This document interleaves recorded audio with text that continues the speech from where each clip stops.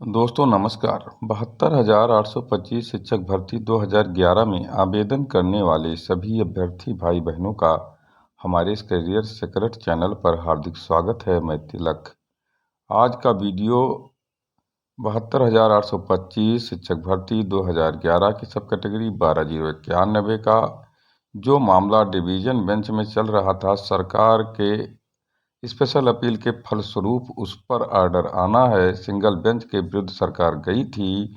तो मित्रों, मैं आपको बता दूं कि 12,091 में डीबी का आर्डर होली के बाद मार्च में इस तिथि को आएगा फैसला। रिटर्न प्रोसेस में डीबी का आर्डर, सारा डिटेल हम आपको इस वीडियो में आपको बताने वाले हैं। अगर आप नए हैं तो हमारे चैनल को अधिक से अधिक संख्या में सब्सक्राइब कर दीजिए और बेल आइकन को ज़रूर दबा दीजिए, जिससे समस्त नोटिफिकेशन आपको मिलता रहे। वीडियो को शेयर कर दीजिए, लाइक कर दीजिए तथा कमेंट कर दीजिए। मित्रों, कंटेंट बनाना इतना आसान नहीं होता है, मेहनत करना पड़ता है। तो आपसे मैं वीडियो के प्रारंभ में ही निवेदन करता हूँ कि आप हमारे चैनल को अधिक से अधिक संख्या में सब्सक्राइब कर दीजिए, लाइक कर दीजिए और शेयर कर दीजिए। मित्रों, हम आपको बता दें कि 72,825 शिक्षक भर्ती 2011 जो कि विवादों से घिरी भर्ती रही है और आज तक उसका विवाद समाप्त नहीं हो रहा है। हम आपको बता दें कि 12,091 का डबल बेंच में मामला चल रहा है और माननीय जज कोर्ट नंबर 40 पर अश्विनी कुमार मिश्रा और रिजवी बैठे हुए हैं। हम आपको बता दें कि कमर हसन रिजवी और अश्विनी कुमार मिश्रा की इस खंडपीठ में मुख्य जज हैं अश्विनी कुमार मिश्रा। और आर्डर 13 मार्च को रिजर्व हुआ था मित्रों, जैसा कि आप जान रहे हैं। और जज साहब ने बहुत जल्दी सुनवाई करके और मामले को रिजर्व कर लिया है। लेकिन जिस तरह से सिंगल बेंच के जज शमशेरी ने तीसरे दिन ही आर्डर सुना दिया था, वो ऐसा यहाँ नहीं हो रहा है। क्योंकि 13 मार्च को आर्डर सुरक्षित हुआ था और आज मित्रों 22 मार्च है। 22 मार्च और 13 मार्च के बीच की दूरी 9-10 दिन हो गई, अभी तक आर्डर नहीं आया है। इसी बीच होली का त्यौहार आ गया है मित्रों, और होली के त्यौहार के पहले जितनी भी काज लिस्ट आई उसमें 12,091 और कोर्ट नंबर 40 से कोई आर्डर रिलीज होने की संभावनाएं नहीं दिख रही हैं। ना ही सप्लीमेंट्री काज लिस्ट में ही दिख रहा है। मैं आपको बता दूं कि अश्विनी कुमार मिश्रा बहुत जल्द आर्डर देने वाले हैं। और आर्डर अगर बात की जाए कि किस अवस्था में है, तो रिटर्न प्रोसेस में है, यानी कि आर्डर लिखा जा रहा है, जो गुप्त सूत्रों द्वारा हमें पता चला है। मित्रों, हम आपको बता दें कि आर्डर आने की उम्मीद इसलिए लोग ज़्यादा पाले थे क्योंकि होली का त्यौहार था और लोगों के दिमाग में यह था कि अगर ये आर्डर आ जाता है, जैसा कि पॉजिटिव आर्डर आने की उम्मीदें हैं, तो फिर होली का जो त्यौहार है उसमें हम डबल उत्साह के साथ होली का त्यौहार मना पाएंगे। और बहुत दिनों से जिनके परिवार में खुशियां नहीं आई हैं, उनके लिए एक खुशी भरा पल होगा। यानी कम से कम 4-5 हज़ार लोगों के घर में खुशियों का आलम जरूर होने की उम्मीद थी। लेकिन अब चूंकि मामला न्यायालय में है और न्यायालय में आर्डर आने में देर लगता है मित्रों, न्यायालय की जब इच्छा होती है, जब उनके जज की इच्छा होती है, तो वो आर्डर रिलीज करते हैं। सुरक्षित आर्डर में यही होता है, 3 महीने तक वो लटका सकते हैं, 3 महीने के अंदर आर्डर दे सकते हैं।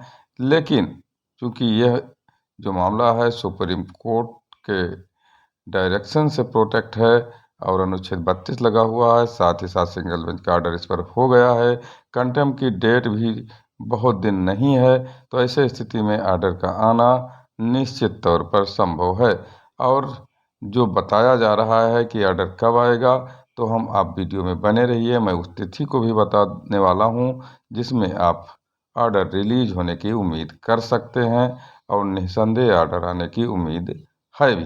तो ऐसे स्थिति में हम आपको बता दें कि 12,091 का जो आर्डर आना है सिंगल बेंच का जो आर्डर है हो सकता है, या तो फिर रिपीट किया जा सकता है।